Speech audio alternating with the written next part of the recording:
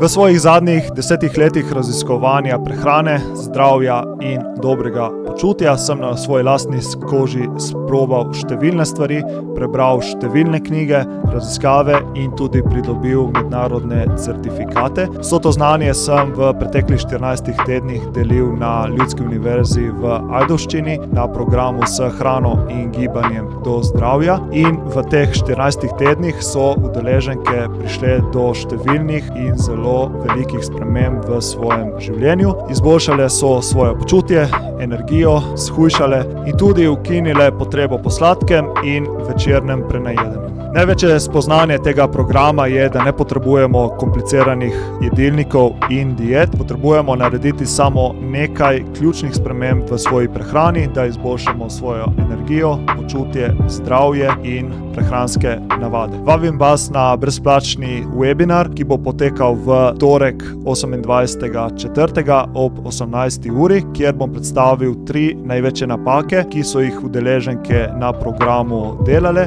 spremenile in s tem izboljšale svoje počutje. Kliknite na priloženo povezavo in se brezplačno pridružite webinarju.